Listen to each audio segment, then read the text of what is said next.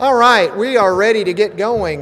We are looking at 7 or a couple of minutes after already, so we're thankful that you are here. We expect some people coming in even over the next several minutes, maybe on the backside of grabbing dinner. But we're thankful that you are here for many reasons.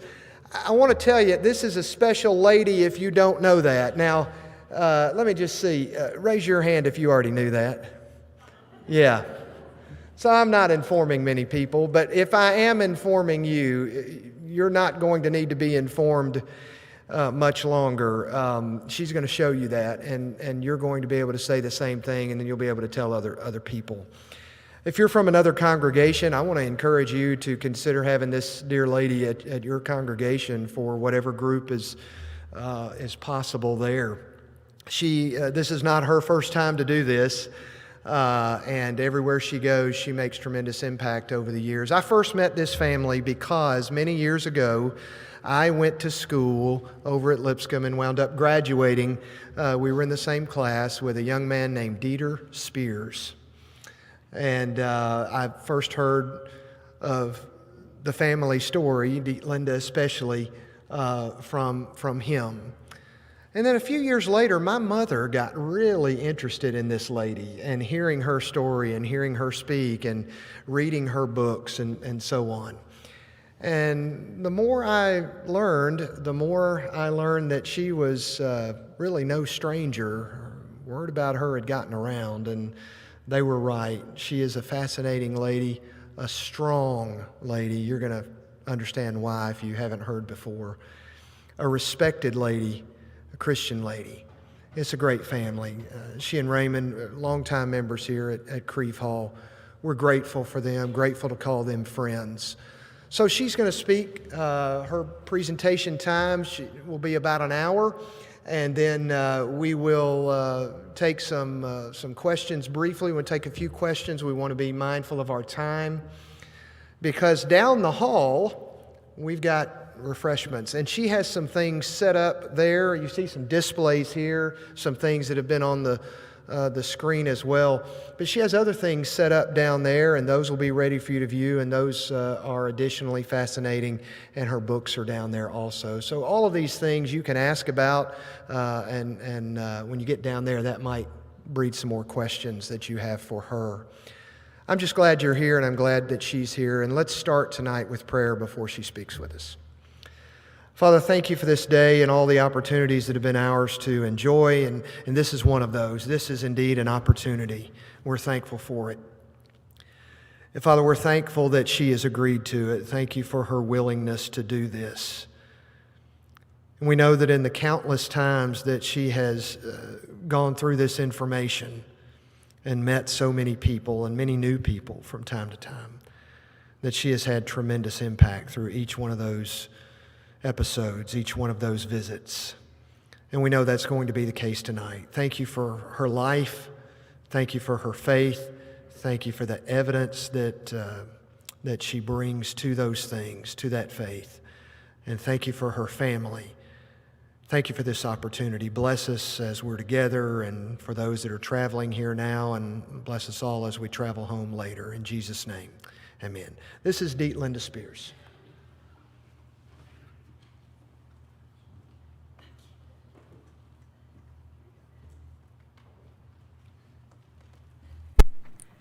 Good evening. Thank you so much for coming. For a while, I didn't see anybody. And I thought, oh no, people have so many other activities. But now here you are. So many of you came, Waverly, Julia from Knoxville, and some of you came from other places. And thank you for the Creve Hall people and my friends and Raymond's cousin and family. And I just don't know who to thank, but I appreciate it very much that you came. And thank you, Andy, for the introduction. I appreciate it so much. And his mother heard me probably 10 times, and she's going to hear me again tonight. And I am truly honored to be here. For you to take the time and come to hear me, I am so humbled. and also Andy's work and all he did to organize it. And Phyllis Northcott, she's listening, and she cannot be here. She's really the one that said, you need to come, and got the ball rolling. So I thank her. Every time I talk somewhere, people are saying, can you tell us something, what you feel about the Ukrainian war, and can you tell me what's happening? And I said, if you want to hear it, but not tonight. I said, tonight I'm not here to talk about the Ukrainian war. It is sad what is happening. Putin is an evil man. Putin wants the expansion, I guess that's the word I'm using, and aggression. And there's nothing we can do except pray.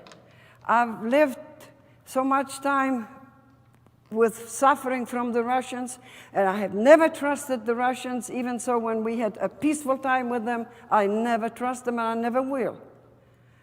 And so I am so sorry for all the civilians who are really suffering because of it. Loss of home and loss of places and loved ones. I've been through it. But let me just say, I would like to tell you my story. Because of Hitler, who was just as evil as Putin is, if not more, innocent people suffered. And I was one of the innocent who suffered. You say, oh, the Germans lost the war, the Germans started the war, how can you say you're innocent? Well, I was a 6-year-old child when I had to run away from the Russians. Innocent people suffer always, everywhere. And my favorite word used to be, there are no winners in war. And I still say that. Look what we suffered, and you as Americans, and now I'm an American, proud American, what we suffered in World War II. Maybe you won the war, but how many thousands and thousands died? And that's how it is always. No winners in war. There are always such horrible losers. And I want to just mention one thing. I was speaking at the Tennessee Book Association one time, and there was a Jewish lady and some other man, and they were telling me that, are you sure there was such a thing as a Holocaust? And I said, lady, you are a Jewish lady. And I could give you the names. And she said, well, yes. You know, I remember the boxcars, that was the wars. I said, you are trying to tell me that the concentration camps were not the worst places? The boxcars were? Well, I spent a lot of time in the boxcars, and it was horrible. But I have never been to a concentration camp. I see pictures, and these are horrible. And I have names of a British, very famous man who washes down the Holocaust. So before I start my life story, I do want to say, don't let anybody ever tell you or your children that there never was such a thing as a Holocaust. The Holocaust was real, and it never can be repeated. One of my reasons I'm speaking is also so that the Holocaust will not be repeated, that young people might come and hear me, the warning. We are washing it down. Oh, so many years now past it. History repeats itself. There are many Nazis, neo-Nazis in America, in the United States, and they are troubling us. And there are many communists in the United States. What will it take for them to just say one day, all right, we had enough? Please, we need to be alert all the time. The German people, I think, were asleep. Hitler gave them new jobs. There was unemployment, 8 million people unemployed. And the Versailles Treaty. Oh, you know, Germany was paying all the trillions of dollars. Never could have paid it. Finally, they let go of it. But because of the Versailles Treaty, Hitler says, I will bring you back to your pride and to everything you had one time. Oh, and the Germans loved it. And they closed their eyes to the evils that Hitler did. Many say, well, maybe the Germans did not know what Hitler was all about till much later. That's true. From the beginning, Hitler just didn't announce it right away, I'm going to kill all the Jews and all this. But he wrote the book Mein Kampf in prison, and he wrote about it, how he feels about the Jews. And surely people should have known better. But see, I don't want to start with thinking about the United States, but the Germans said, what can he give me? Give me my pride back. Give me my jobs back. And we are going to be a great nation. I see so much happening today that scares me because everybody says, what can you give me? I'm going to elect the people who can give me. Never mind what they stand for, what the morals are, what we would like to see in a leader. But what can you give me? Well, I can preach on that 3 hours. I don't think that my point will work here, I was told. But this is a map, and it's just a rough map that I would like to show you a little bit where I grew up and why things happened to me the way they happened. On your right is Poland. And then the blue purple thing is Silesia, and this is the state I was born in.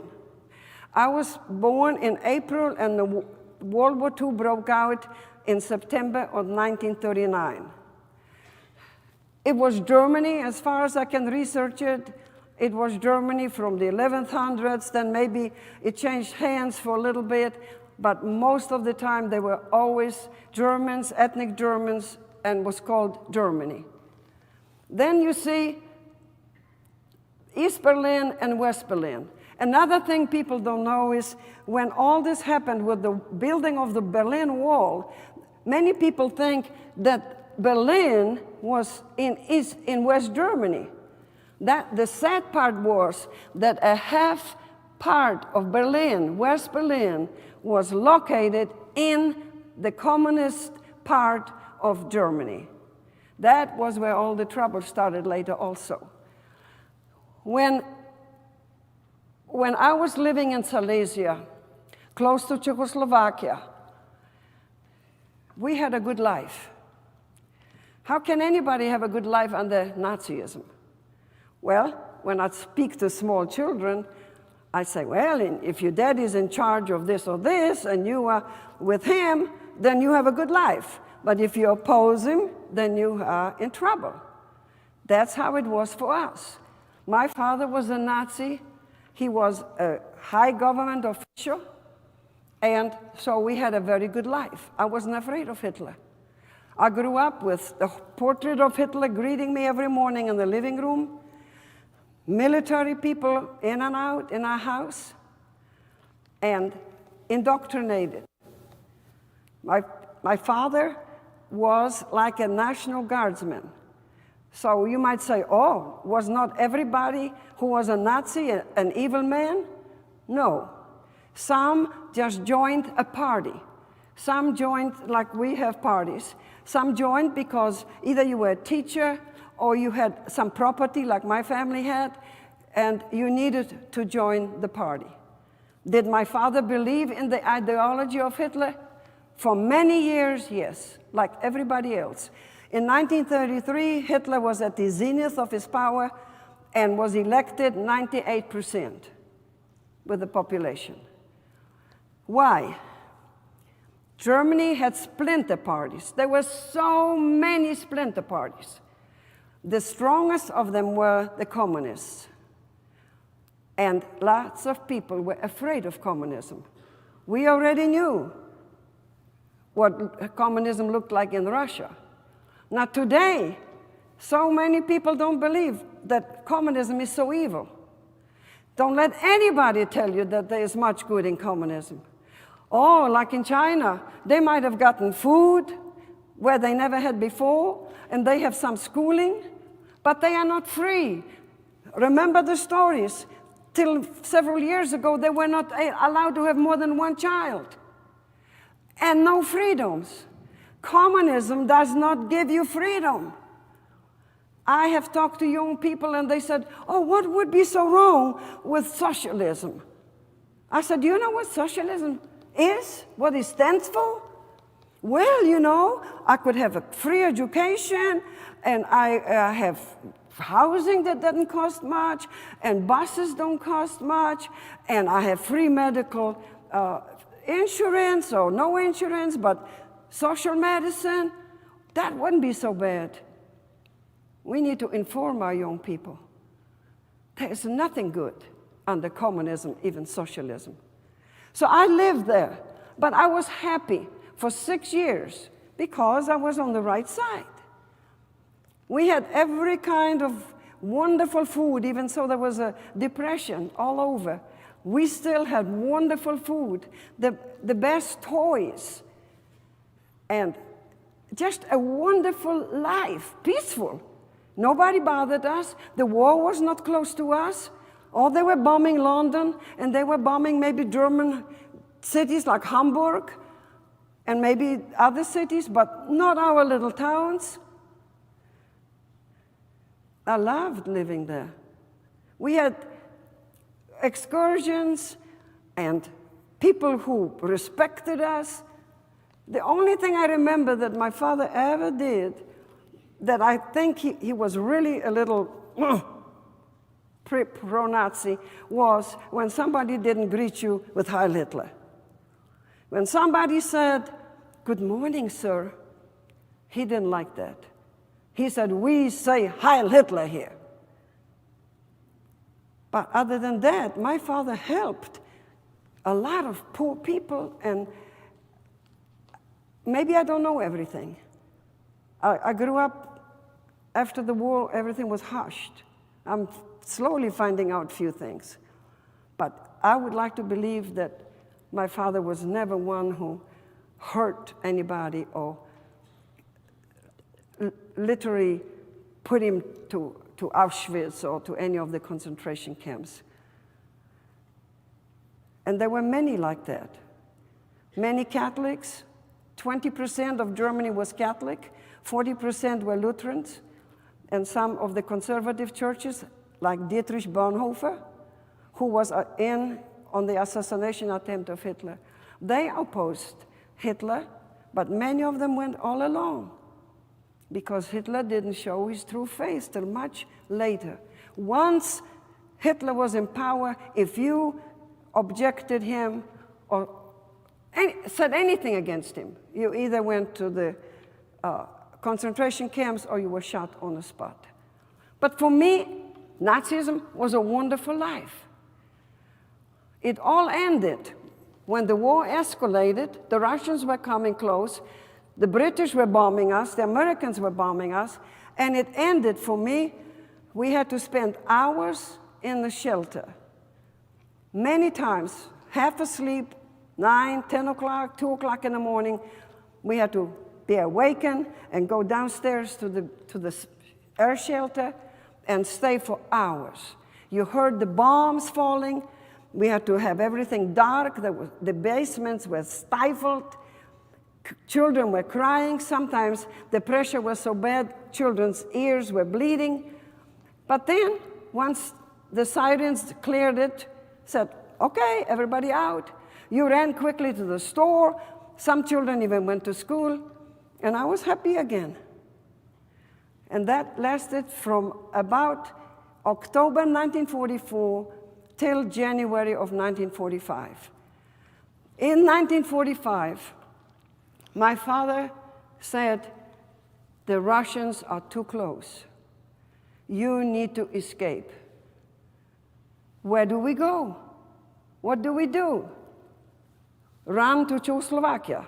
Germany was already occupying Czechoslovakia. So we felt safe to go there. And we lived fairly close to Czechoslovakia because I was here at the bottom. Here. That's where my home was. So Prague is here. Go toward Prague. You need to remember there were no cars. Trucks, military trucks, were all taken up by military. Cars were confiscated already many years before. Horses and buggies, maybe somebody hid one and had one. Most of the time you had no horses and buggies. So when we escaped, all we had is our own legs. I was not quite 6. We walked sometimes 20 and 25 miles a day in sub-freezing temperatures, in snow that I fell in, snow drifts. My mother says if you didn't have that little red stocking cap, we would have never found you. It was very bad. What did you eat? Well, the first few days, you know, we could take some meat, dried sausage, or maybe bread, and a change of clothes. But after you walk and you freeze, you cannot change your clothes. There is nothing more to eat. Our clothes froze to our bodies. Before we could remove our clothes to go on the side of the road and relieve ourselves. Once the freezing rains came and the snow and everything froze on us, we could not even remove our clothes to go to the bathroom. And so people started being hungry. We had nothing to eat. We had lice. We had body lice, head lice. We had a disease called Kretze. In English, it's a name, scorbut or something. Whatever, I looked it up. I've forgotten already the name. It itches, it's horrible. It transfers from one person to the next. And what did we eat? Dead animals. There were lots of dead horses, dead dogs, cats, frozen, starved on the roads. Oh, I love when I talk to children, and Dr. Haywood is here, and he always was so kind to invite me every year to his class. But they were grown, but when I spoke at Lipscomb to the smaller groups, you can see them smile, and they would say, oh, now Mrs. Spears has something to eat. She can grill something. You cannot. You have matches, perhaps. What do you do with the matches? They are wet. They froze with you. No matches, no sticks, no fire. You'd take a piece of frozen animal meat and eat it. I saw so many people hating each other rather than want to help each other. When somebody died, like my grandfather couldn't walk anymore, he fell down. They trampled over him. When somebody was almost dead, they would come. Give me your shoes. Give me your scarf. Give me your hat. You're already dead anyway. But I am still alive. No one helped anyone. My aunt had a little baby. We had her in a stroller. My brother had a rope around it. He pulled her in the deep snow. We pushed. But she died of starvation and exposure. Mothers would take a baby and put it in the snow. If the snow was not hard, that was a blessing. We could have nice, fluffy snow and make a little grave for a baby. People didn't share anything. I've seen my aunt go almost on her knees, begging someone who had a little piece of bread, could you just give me a bite for my baby? Oh, no. No one shared. I will tell you about one family that influenced me. And I always say, has it not been for that family, I would have despaired. I would not ever believed in humanity anymore, because everybody was so unkind, so horrible one to another. We walked, and sometimes we stayed in stables. Sometimes it was clean, sometimes manure, but we were glad to just sit down on the floor somewhere. Sometimes we were in a barn. That was the best, because usually it was warm and clean. But again, no food. Why did the Germans that we passed did not help you? They had nothing to share either. They closed the blinds and the doors when they saw the thousands of us come by. It's called the German Death March. A death march is where the people who cannot go on any further are left for dead. And that's what thousands did. So they had nothing to share or didn't want to share. We walked like this. We finally came to a family close to Prague, Czechoslovakia. They were Germans. And they invited us in. I cannot believe it to this day. Why did they open the door just for my mother and my sister and my brother and me? My father had to go somewhere else with other people. Why did we get in? I believe the providence of God brought it there so that I can believe in people again. And they opened the door, and the next day after we spent the night there, gave me a doll, very much like this doll. Represent love. But when we got there, they didn't have much to share. Rotten potato peels and maybe some buttermilk, thinned down buttermilk. But we were welcome. They stripped us of our clothes with our fleas and lice and filth. My mother had boils all over her legs. They didn't shun away. They didn't say, oh, don't touch this, you're so sick. They were so kind. They put us in some funny clothes till I was dried, talking about wonderful things.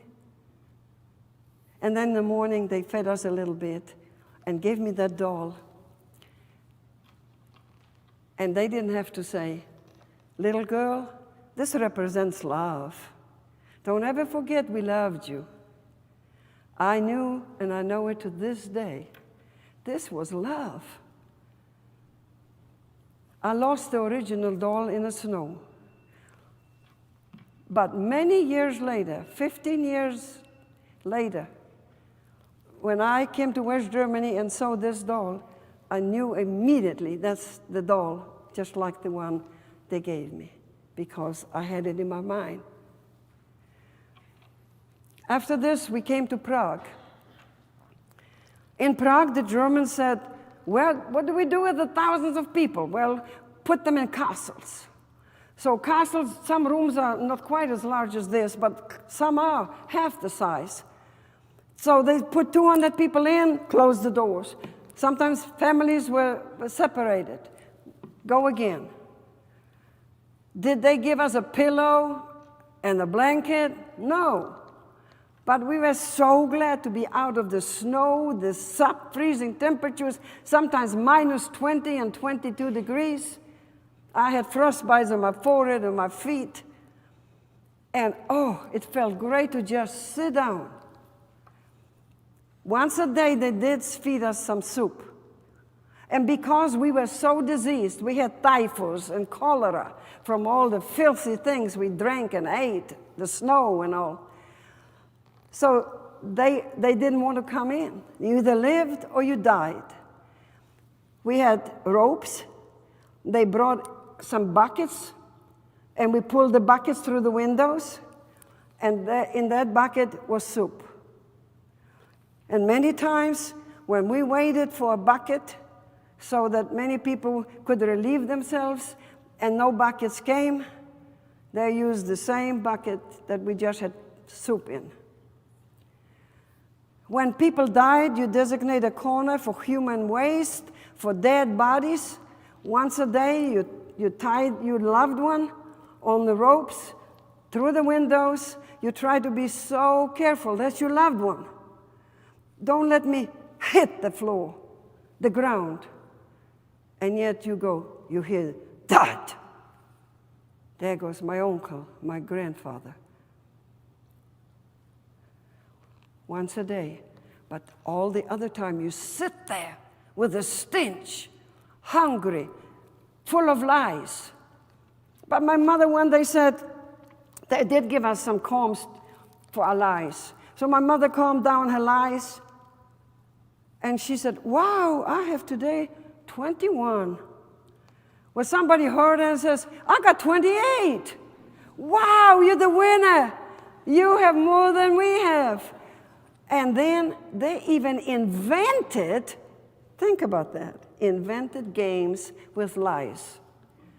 They watched the lies run, and they said, this is mine. It got there first. I was present when my mother was dying of cancer. And rather than think, what do I say to my mother? You know what was in my mind? I always wanted to say, Mutti, how did you know whose house was whose? Did one have brown eyes, blue eyes?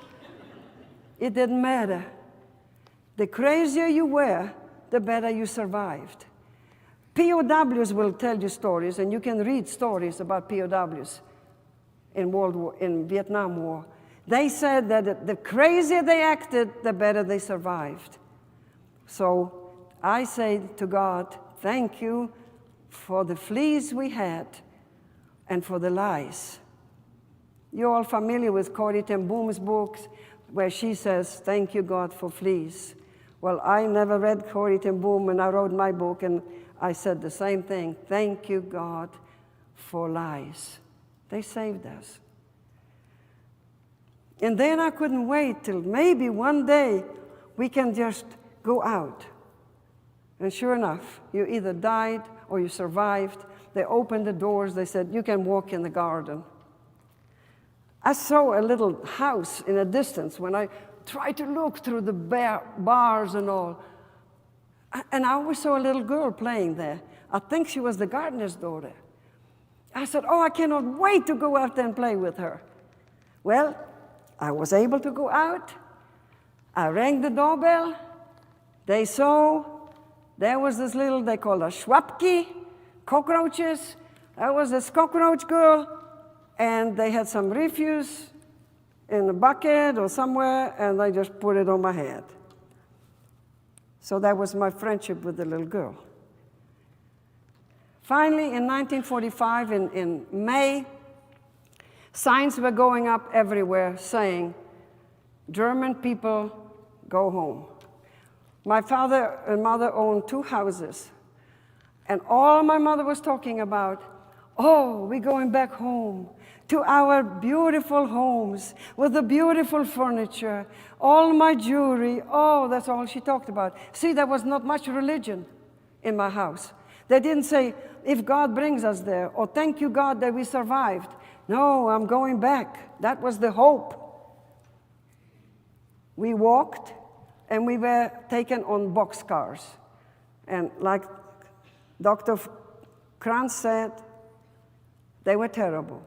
No air, just little bitty slits if you've seen it. And then boxcars naturally are closed, right, from the outside. So we couldn't go out. We were locked in, sometimes 2 and 3 days. A little straw, again, to relieve yourself on it for dead bodies. Then you sit there. After maybe 2 days, the Red Cross would come and open the doors with a little thin down tea or warm water. That's all. Then we walked. When the tracks were totally destroyed by bombs, then the train couldn't go any farther, then we had to walk. We finally made it back home. My mother looked around and she said, this is not our town.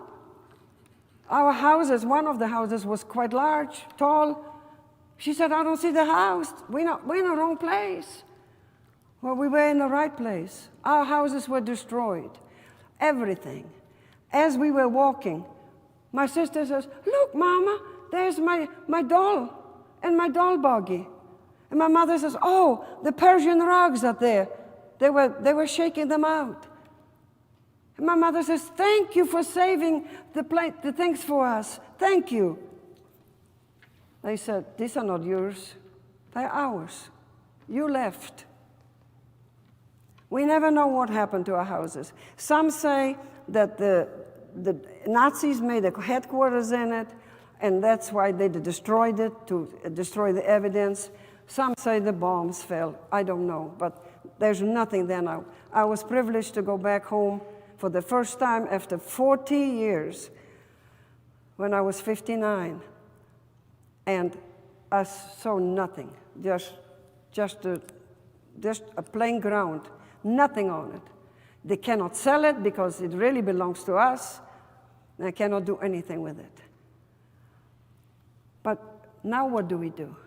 The German people had no rights at all.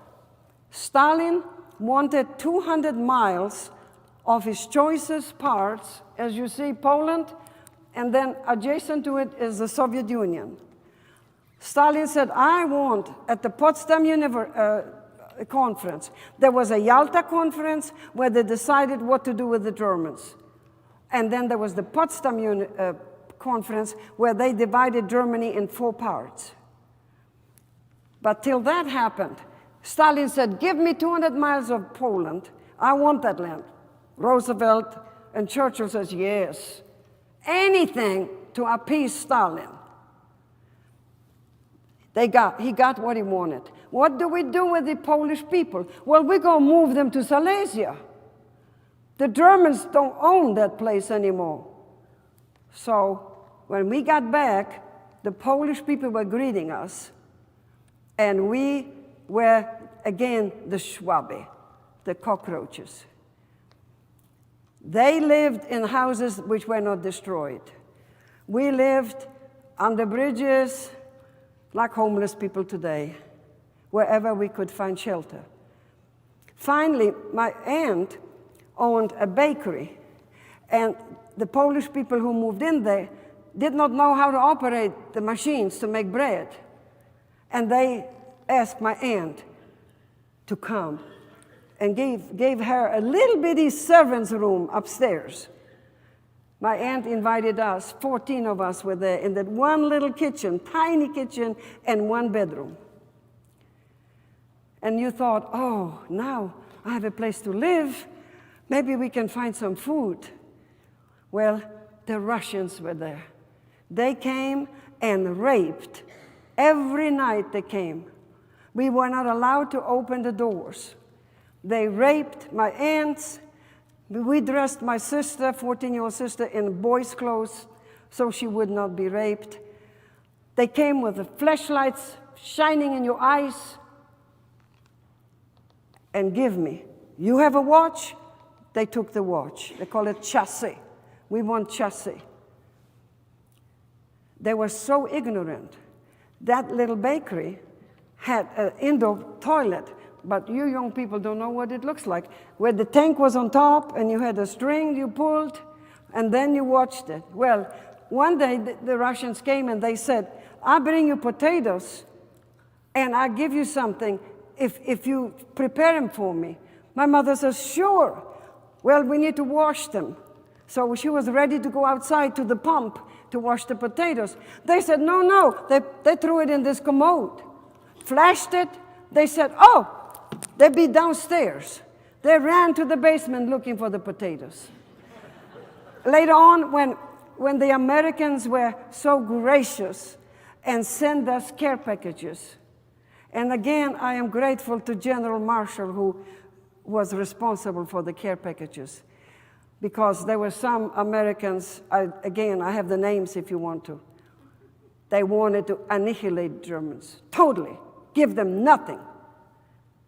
But Truman later said no, and Marshall said no, and they came care packages. So my father, after he came back, and I will tell you the story about my father in a minute, but when he came back, he opened the canned goods and just flattened it, and it was silver, and he shined it, and we probably patched up something with it or just needed it for something. The Russians saw it one time, and they said, you've got silver, you come here, give me silver. Then we got bold. My mother says, well, bring me some bread, I'll give you silver. They brought us a little bread, and all they had is a can.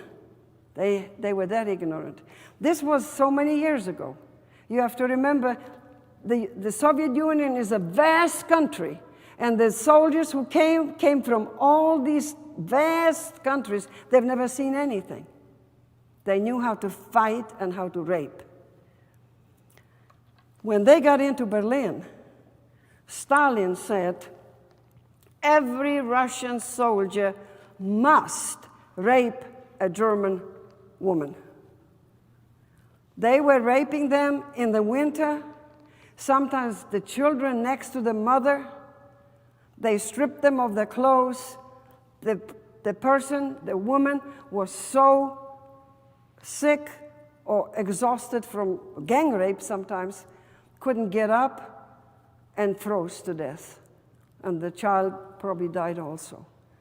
Terrible conditions. Slowly, my sister and I were a little more bold. We saw that the Poles had a little 2 stones where they were grinding flour. And we watched, and we snuck at night. We went out and took a feather and got a little bit of the flour. And then we had rotten potato peels from the manure pile and made pancakes. Oh, that was great. When my daddy came back, he built a mousetrap, and we caught a sparrow. And one sparrow made a big pot of soup. That's all. Rotten potatoes and maybe a sparrow. When my father came back, he was paying the price for being a Nazi. He was imprisoned off and on for 3 years, terribly abused, tortured, and then they would just come. They always knew where we were, even so we had really not a permanent place. But they found us, they put my father next to our steps or door and would not allow us to pick him up. He was bleeding, sick, and at night they said, you can take him. My grandparents died. The Polish people and the Russians would not allow us to bury them. So my mother and her sister sneaked out at night, made a shallow grave. This was all hate. And I don't blame the Polish people. I love the Polish people. I love the language. I grew up there. But it's just hate. And the innocent people suffer. After 3 years, we were so lucky to be asked to teach in a school. Well, my mother and father couldn't speak Polish. I couldn't speak Polish, but I had to go to 1st grade. I sat there, you know.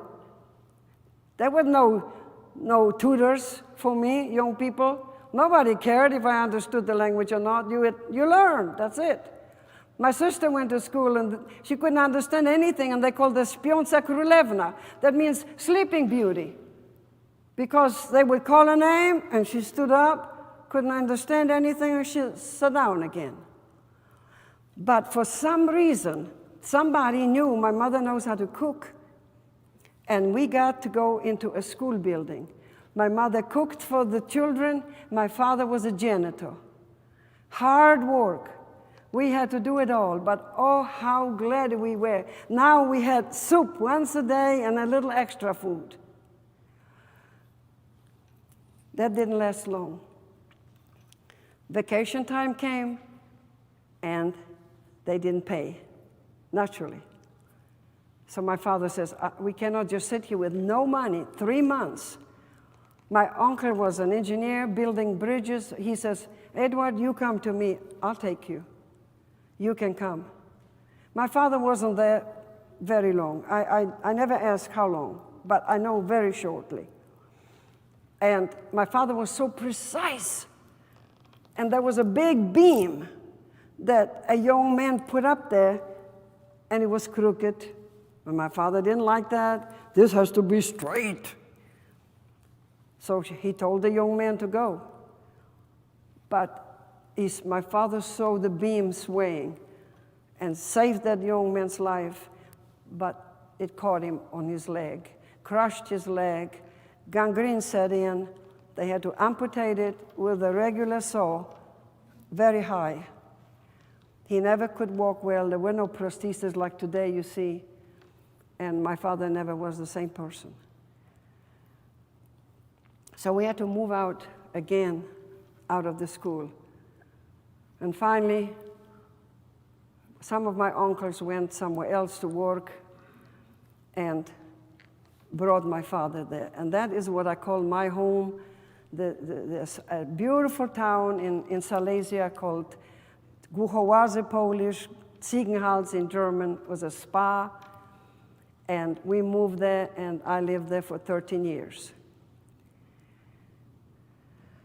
I went to first grade speaking Polish, graduated when I was 18 in a Polish high school. I was indoctrinated, severely indoctrinated to the communist regime ideology. I was gullible, number one, but I also said there is no equality under communism. I saw the big party bosses, they had food to eat, they had shoes, well, we had nothing. You stood in line, and I have pictures in the activity center. The lines, long lines for anything to eat. You maybe had one pair of shoes a year, doesn't matter, summer, winter, anything. But oh, the party members had it all. I said, then I'm just going to become one of them. And I worked hard. I had young people under me. I drilled them and made them sing all kinds of communist songs. When Stalin died, I was 14. I made my girls wear a big black armband. I wrote a song or changed a song to sing for Stalin. Little did I know what horrible person Stalin was. Hitler killed 6 million Jews and 6 million other people. Mildly put, some historians say 40 million, some say 60 million. That's who Stalin killed of his own people. You can read Gulag Archipelago and all these books, Solzhenitsyn's books, and read what Stalin did. Horrible. But I did not know it. And so, oh, it was great. I loved it. And then Gomulka came to power in Poland, and he was more lenient. And he decided the Germans who really would like to leave should leave, but leave everything to Poland. All our belongings, our houses, our orchard, my parents had castles, all this is for Poland. But we didn't care. But my father was very cautious. For the longest time, they were afraid to share the knowledge that we would like to go out to West Germany because they didn't trust me. And rightfully so.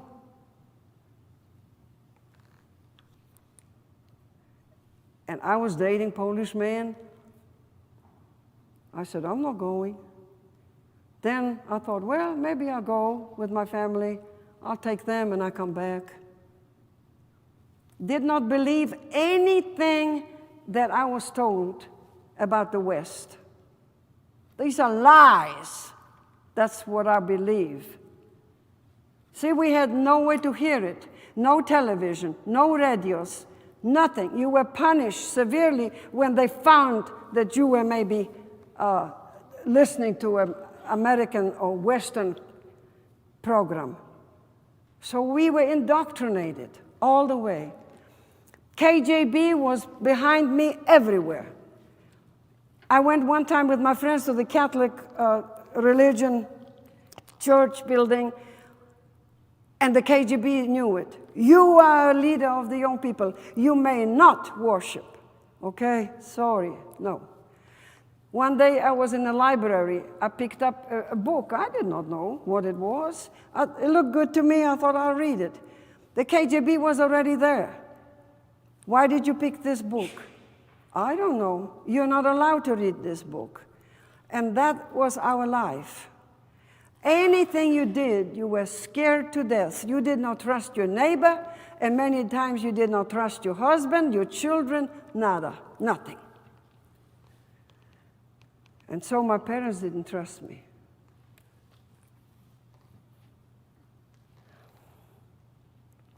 So I went out, and somebody must have told me something. Hey, did you know your mother is selling this piece of furniture? Why? Well, I start hearing it. Finally, they had to tell me. It took 2 years. Everybody who was working on it wanted money, bribes. Nothing but bribes in Poland to this day.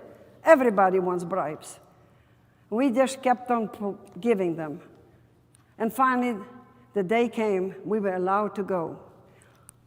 Everything we owned, we had to sell for hardly anything. We were allowed to take one suitcase and go to the West. My brother and I never had much money. We each had a little money from selling things. And so when we got to Stettin, which is down there, to take the train for West Germany, we had 2 hours. My brother says, let's just rent a big taxi and just go. And we did. We drove and we told the taxi driver, go 100 miles, kilometers. We just wanted to drive and spend for nothing.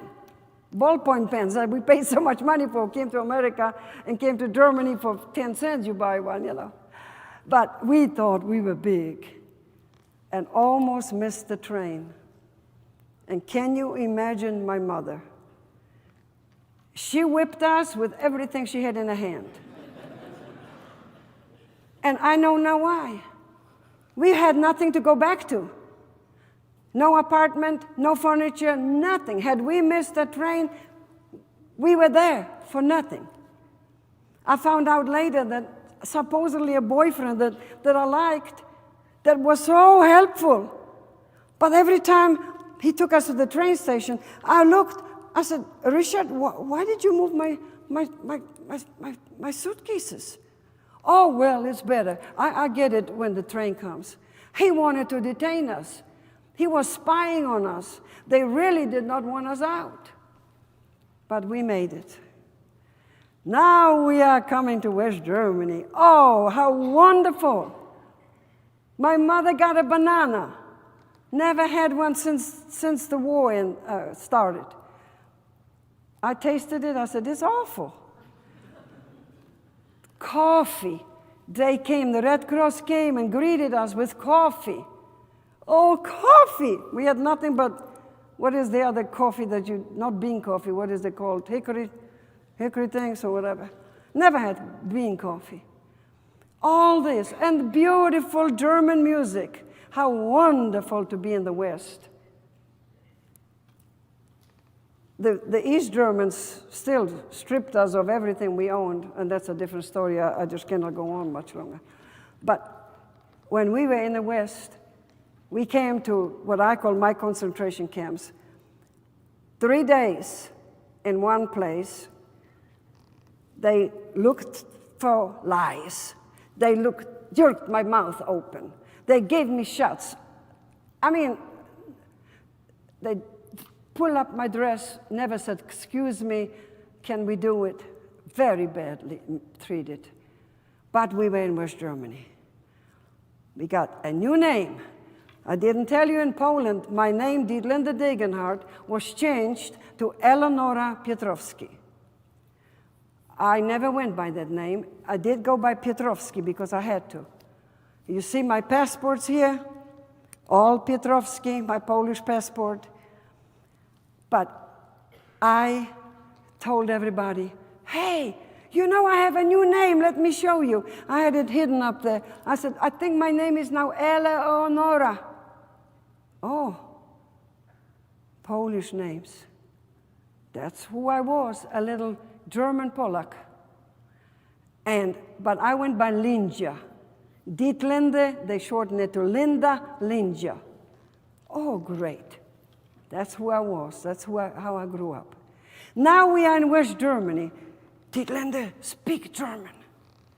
When I spoke German in Poland, we were whipped, we were spit upon, my mother was kicked by any little boy because we were Schwabe. Speak Polish. Now, Dietlinde, speak German. Don't say anything Polish. Speak German. Okay. Dietlinde. Who is Dietlinde? 13 years I lived in Poland under Linja. Now I'm Dietlinde Degenhardt again. After 3 days there, we came to another place. We stayed there 6 days. And we were indoctrinated again and said, where is your family? Do you have German family? Yes. Well, would you like to go there? My father told them where we'd like to go, and they said, oh, there's no work there. So would you like to perhaps go to the region of Frankfurt, Germany? Well, if you know geography, you know Frankfurt, Germany was at that time full of American soldiers. We said, we don't care where we're going. Just get us out of here. They loaded us on open trucks. In March, I didn't even own a coat. Cold, windy. Where are we going? Oh, you're going to stay in this village. They drop people just every village. And I have on my third book, I'm talking about the day we stood at the Iron Gate. Cold, freezing, wanting a cup of coffee or something hot. And there we stand, and no one showed. 2 sisters lived there. According to the law, they had to take a refugee family. Naturally, they hated us. One family gave us a tiny bedroom upstairs. The other one converted a horse stable. We used the throws. Is that the word? I never can say it. Where the horses drink. We did wash dishes there. That was it. We came there, 1 chair. My father, the invalid, sat down, and the chair was rotten, and he fell to the floor. That was our welcome in West Germany. I said, see, I told you so. Oh, I was so happy. Everything they told me was right. Terrible things in Germany. I spoke German, but with a thick Polish accent. I marched to the mayor's office, and I said, we need something. Oh, yeah, tonight you're going to sleep in a hotel, but tomorrow we try to find you something. Then we got a little coal to make a fire. We got two teaspoons, 1 fork. We had to always eat, waiting for another person. Had nothing. And that was my reception in West Germany. So much more I could say. But my mother and father were glad to be there. I had to go to a rehabilitation school because I was red. So now I had to go to be taught the Western way of life. So I went. I loved that school. I call it my mountain school. Learned perfect German, learned everything that what I was told in Poland were lies. I will talk 5 minutes or 10 about the United States, but let me just mention this in case I forget. I was told lies in Poland. When I came to West Germany, I had to learn everything new. Today, our young people are learning lies. They are not told anything that is right. Because for political correctness, I may not tell you that. Nothing about our past heroes. Nothing that most of them were Christians. Oh, no. You listen to them, you think they were all unbelievers. Just because somebody did something wrong, the statues are gone. We are not teaching history at all in America today. I left that behind, and it hurts me to see that happening in America. When I finished my rehabilitation school, I went and had to redo my high school in Germany. I went to a new language school. Came back. My brother said, hey, there's an American and German friendship evening. Why don't we go? I said, no. My sister said, yes. My father said, go. My sister was 27 years old. She needs to find somebody. She needs to marry. So we went. Oh, there was an American all right there. Good looking, GI. My sister met him, and I disappeared. If you know me, you know I draw attention to myself. I didn't want any attention. I wanted my sister to have a boyfriend. So I went. The evening was over. Raymond said, Guten Abend. He bowed like a German. I said, wow, he's not American, he's German. He speaks perfect German, almost perfect. Raymond, yeah. And so my sister said, he wants our phone number. I said, phone number? We were too poor, we had no phone, we had nothing. I said, give him your address, he's not going to show up. Oh, Raymond showed up the next day in a Bavarian hat. Again, I thought he was German. Oh, German Bavarian hat, beautiful. And they dated about 3 months, and I married him. So,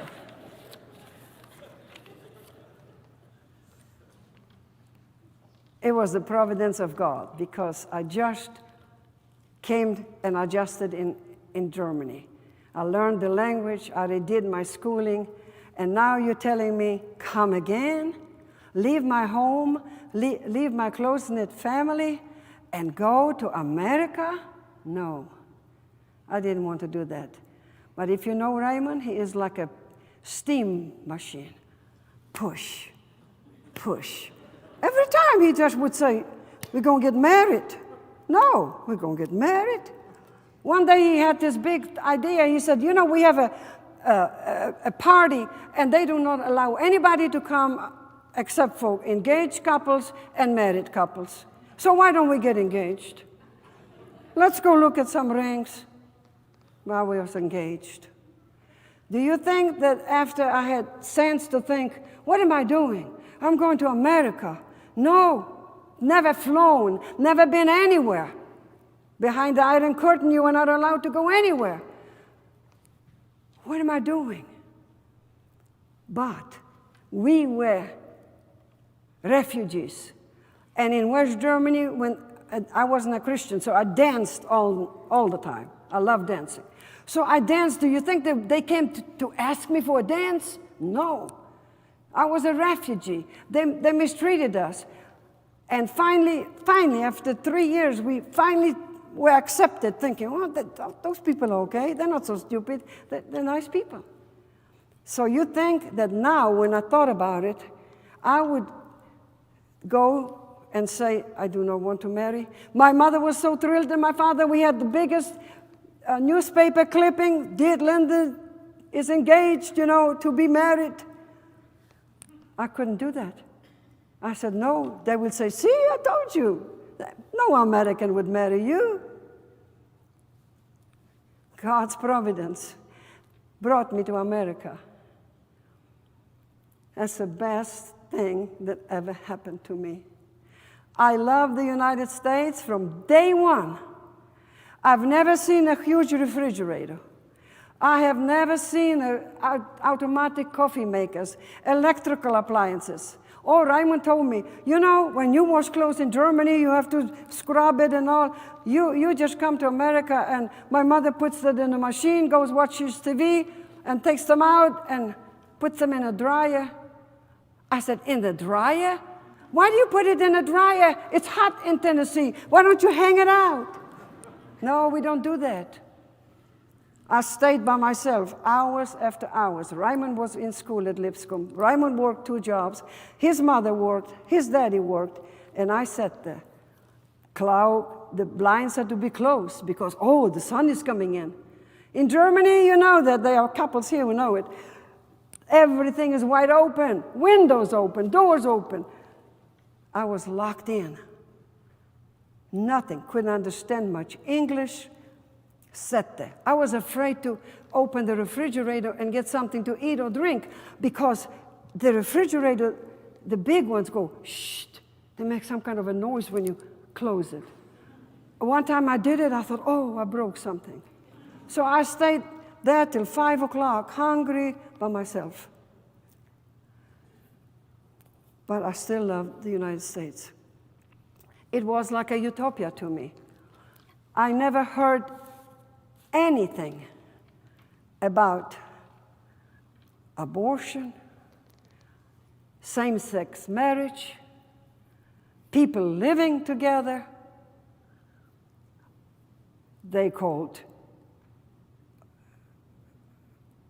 didn't say we're having an affair. They called it even milder than that. I never heard of it. I loved it. My flag was flying. And Raymond finally said, we're going to go vote. I got my citizenship in Boston, Massachusetts, where we were stationed. Loved it. Oh, first time I went back to Germany and I didn't have to go where they say, okay, foreigners. I had my passport. I could go, American citizens. Young people, you don't know what you are missing. Appreciate America. There's nothing like it. You would say everything is so bad right now, and it is. It's not so good. But it is still the best country in the world, to me and to so many. Love it. Don't say, oh, I don't care, democracy, oh, no, republic, oh, no. Socialism wouldn't be so bad. Don't say that. America is giving you everything. When I lived in Poland under communism, I wasn't allowed to say, oh, I would like to be a doctor. No, we need truck drivers. You're going to be a truck driver. Yes, sir, I'll be a truck driver. And up here in schools, they coach you and tell you, oh, you have this talent and this talent, so you're going to be a teacher or something. How good we have it here. How wonderful America is. After World War II, the church buildings in Germany were full because people needed everything, food and comfort. Now you go to Germany, and in a huge building, you might have 10 old ladies. German people do not need God anymore.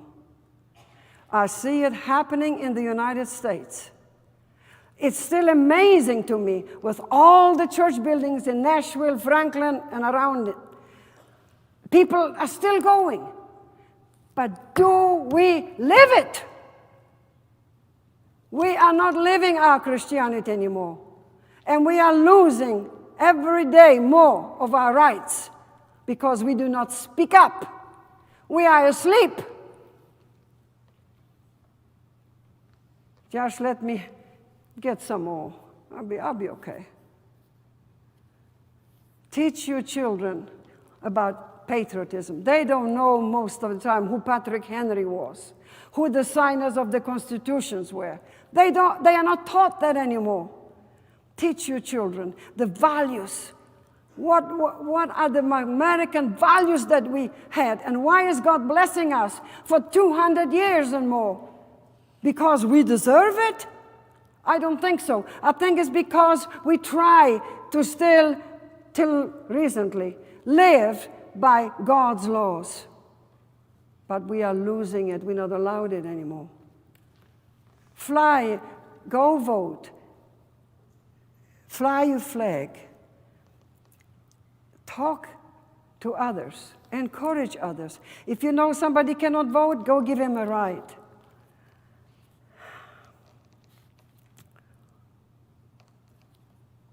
Two Germanys. Germany was divided.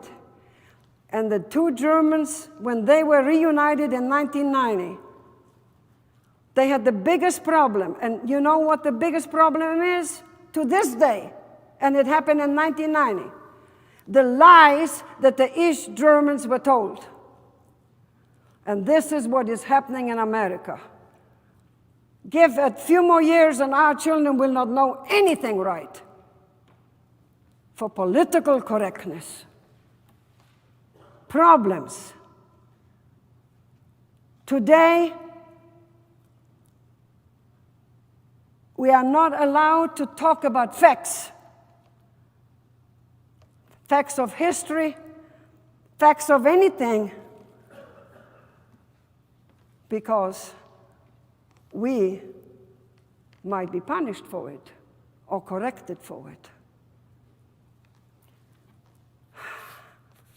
Today in our country, we have behaviors which clearly go against the Bible, against Bible teaching. And many of them pride themselves in that behavior. And we are not allowed to say anything. Adultery is the affair. So everybody does it. Why not? Well, I have to quit. I don't want to. You cannot put so much of a life in 1 hour. But I beg with you, love the United States, appreciate America, and do what you can to vote for morally good leaders, for leaders who believe in you, like you. Oh, they're not going to be perfect, but at least close to what you believe. And most of all, I beg, teach your children. I could talk to young people how I had to kneel on a pea, and sometimes on 2 peas. My knees were holes almost in my knees from the peas, just because I said something in school under communism. And up here you have all the rights. And I still hear it from young people. Oh, I don't care. I can live most anywhere. I don't care. This is not so great. This is a mixed audience, but I guess I can quote the Bible. I'm not teaching the Bible. I'm quoting. Think about 2 Kings, chapter 6, verse 17. Lord, open our eyes that we may see. Thank you.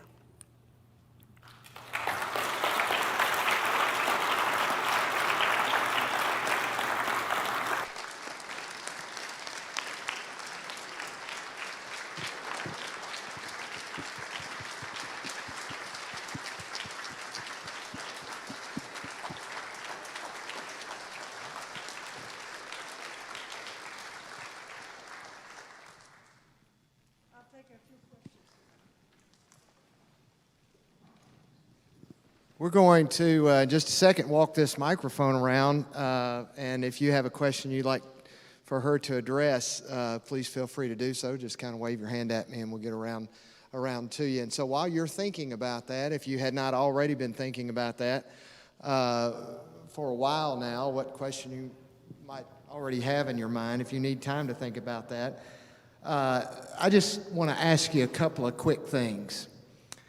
Number one, what can we do to get you more passionate about your beliefs? I didn't hear any of it. I'm sorry, I didn't hear that. She didn't hear that. I said, what can we do to get you a little more passionate about your beliefs? Oh, yeah. I can get even more passionate. If I am speaking to women, I hammer not much more than that. I have to be restrained. Do we need to have the guys leave so you can do that?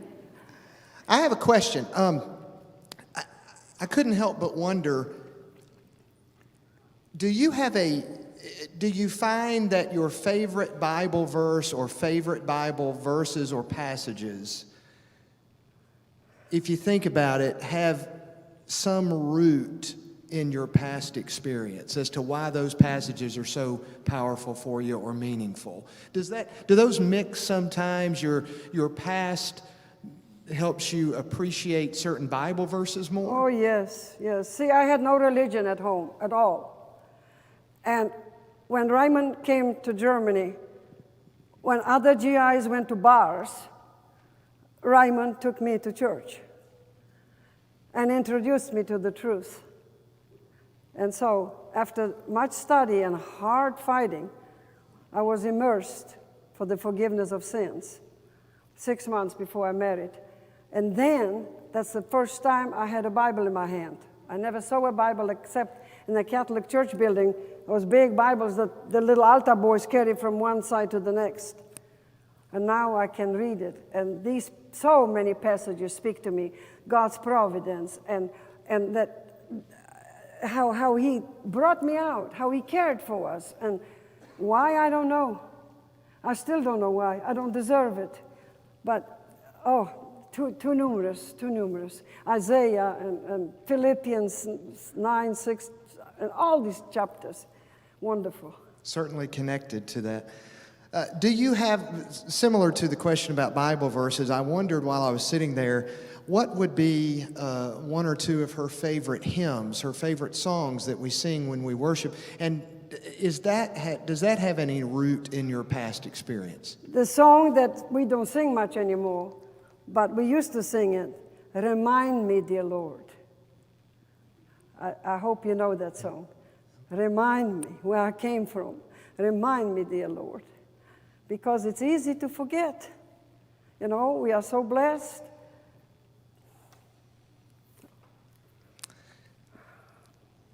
I'm half serious and half joking. I don't know if it was 51% to 49% on asking this question. I don't know which one is 51 and which one is 49%. Would you ever consider running for office, please? Have you ever considered running? I am hard of hearing, number one. Number two, you're talking there, not to me. I didn't hear it. I'm sorry. Have you ever had anyone suggest, or have you ever considered running for public office? Oh, people tell me that. They tell me I should be going to Washington and meet the president, and also that, I'll be on a Today Show.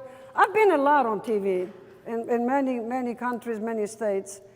But no, I'm not smart enough for that. And I am too critical. I wouldn't get along with anybody. Well, that makes you perfect then, right? And she is smart enough. Okay, what questions might you have? Tried to prime the pump for you and give you an extra 5 minutes there. What questions might you have to ask? Charles? Charles. Actually, I have a comment. I had gone to China, I think it was 2013, and it was the trip of a lifetime. I was there about 2 weeks, and when I went to Hong Kong, that was the epitome of the whole trip. But what surprised me is after the years passed is how Hong Kong is being treated, and it reminds me when you were saying about don't forget your history, because I just really sympathize with the people in Hong Kong and all the stuff that they went through a few years ago. Could you tell me the question, please? Andy? It really wasn't a question. I cannot hear him. Tell me the question, please, Andy. What did he ask? Charles has he talked about his experience, what he's known of Hong Kong in recent years, and kind of what we've seen over the last few years in recent time there. If you've had any thoughts about that? Have you noticed that? Something about the people or what's going on with them, with China? Lots of thoughts, but no. Okay. Who else? Steve. I can tell you that you can relate. Okay, go ahead. Communism or its little brother, socialism, it sounds like a great theory on paper. Does he have her best explanation of why it has never seemed to work? Your best explanation as to why communism, or as Steve said, its little brother socialism, have never seemed to work. What is your best explanation as to why that seems to be the case? Why the socialism or communism is growing or accepted? Why it has not worked well. Oh, why does it not work? Yes. Okay. Oh, thank you. Well, I give you $10, and I take $10. And I am thrifty, and I know how to spend my $10, but you don't. Number two, under communism, you could not be fired. You had to work forever. You had a job, you stayed there. People were drunk, the machines were broken. You go now look in East Germany, all the machines are broken and terrible. Nothing was repaired, nobody did anything. You got everything spoon-fed, and nobody worked, and nobody really cared. I had a Russian teacher who came every morning, Здравствуйте in Russian. He was so drunk, he just fell down with his head on the table, and that was our teaching. And that's the whole thing about communism. People didn't work because they didn't work for themselves. The farmers had to give up the farms and collective farms. Well, I don't work for anybody else. All they give me is a little bit for it. So that's a failure. I mean, there's nothing there. People will not work unless they work for themselves. Who else? Thank you, Dr. Cottrell. Anybody?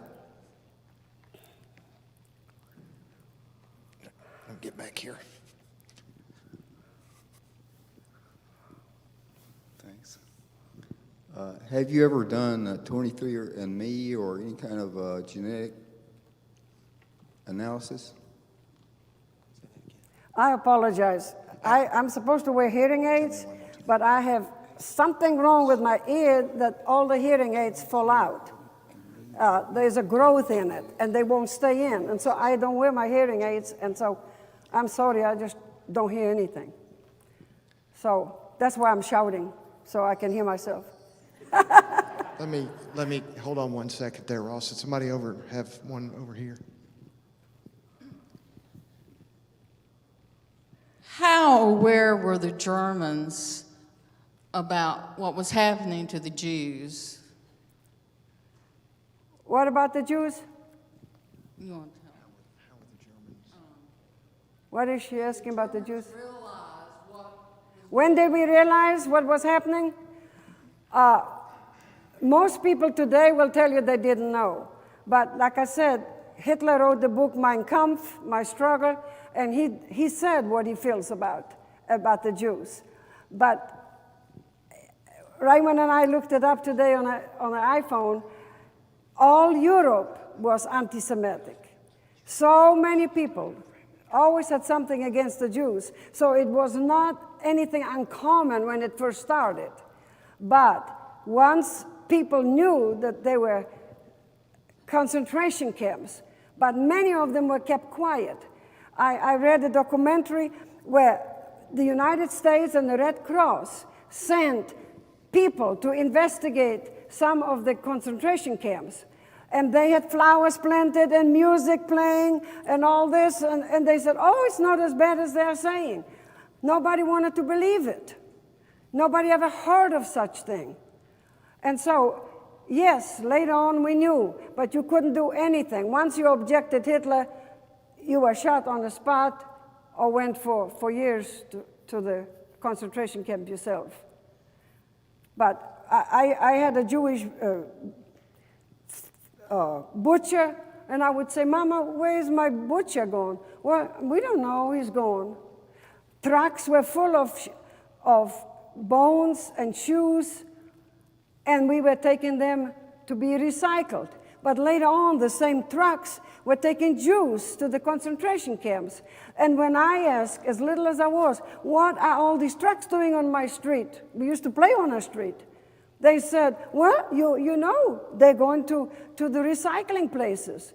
They were full of Jews. Nobody knew it. Nobody wanted to know it. People were afraid, but many knew it. But late, too late. The German people woke up too late, and I'm afraid the American people are waking up too late. One question came Who was that question from? relating to your family tree. Have you done much genetic or family tree study going back previous, obviously, to the time of your birth? And did you find anything in particular interesting there? Would you tell me this without the mic? Yes. Want you to know, the question was, have you done a study study a family tree much prior to your birth? No, I don't like family trees. Don't like family trees at all. And there are lots of reasons why. There were so many lies told to me. You know, one family says, oh, my grandmother was born in Russia because they were aristocratic and they went there hunting and she was prematurely born and so she was born in Russia. Then I hear other stories again and we have two adopted children who cannot go back and find their roots. I just, no, doesn't matter. I believe, and I know I saw the castles where my ancestors came from when I went back, but I am myself, and it doesn't matter if I'm coming from an aristocratic background or whatever. I am myself, and I don't take any credit. Dietlinde is herself, and we're glad for it. We'll take one more question, and then I've got tremendous news for you before one of our elders here at Church, Andy Richter, will close us out with prayer. One more question?